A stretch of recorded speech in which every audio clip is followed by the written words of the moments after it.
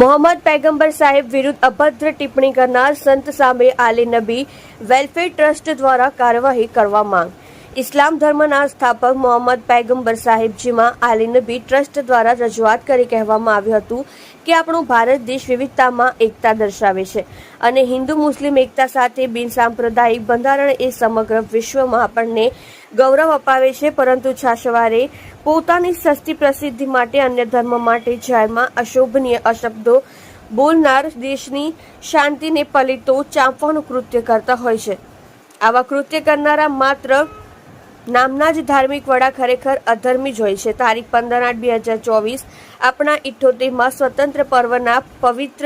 દિવસે મહારાષ્ટ્રના નાસિક જિલ્લામાં કોઈ મહંત રામગીરી મહારાજે પોતાના જાહેર પ્રવચન દરમિયાન ઇસ્લામ ધર્મના સ્થાપક જેમણે વિશ્વની શાંતિ, પ્રેમ અને સદભાવનાનો સંદેશ આપ્યો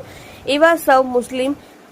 સમાજ સહિત અન્ય સમાજોમાં આદર્શ સમા મોહમ્મદ પૈગંબર સાહેબ વિરુદ્ધ અશોભનીય અને અપશબ્દો બોલ્યા, જેનાથી દેશના સૌ મુસ્લિમ સમાજની ધાર્મિક લાગણી દુભાઈ છે। મુસ્લિમ સમાજ દ્વારા મહંત રામગીરી મહારાજ વિરુદ્ધ કડક કાર્યવાહીની માંગણી સાથે દેશના જુદા જુદા જિલ્લાઓમાં વહીવટી તંત્રને આવેદનપત્ર તેમજ પોલીસ FIR નોંધીને વિરોધ દર્શાવવામાં આવ્યો હતો। મહંત રામગીરી મહારાજ વિરુદ્ધ મહારાષ્ટ્રના ઘણા જિલ્લાઓમાં પોલીસ વિભાગ દ્વારા ભારતીય ન્યાય સંહિતા BNS 2023ની કલમ 196, 299, 302, 353, 353, 356 સહિતની કલમો સાથે FIR નોંધવામાં આવી છે, પરંતુ સૌ આશિકી રસૂલ એવા મુસ્લિમ સમાજને સરકાર દ્વારા હજુ સુધી આવા પાખંડી મહંત રામગીરી મહારાજની ધરપકડ ન કરવામાં આવે અને જે વ્યક્તિ આવા કૃત્ય પછી જેલના સળિયા પાછળ હોવા જોઈએ એ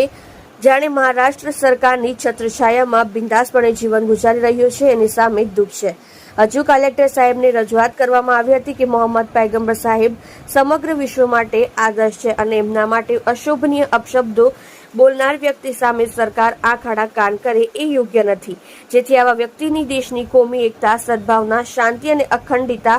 કાયમ બની રહે એ માટે તાત્કાલિક અસરથી ધરપકડ કરીને જેલના સળિયા પાછળ ધકેલવા આલી નબી વેલફેર મિશન સુરતની વિનંતી સાથે માંગણી કરી હતી। આપ જોઈ રહ્યા છો સોમવાર time news channel, bureau report Surat.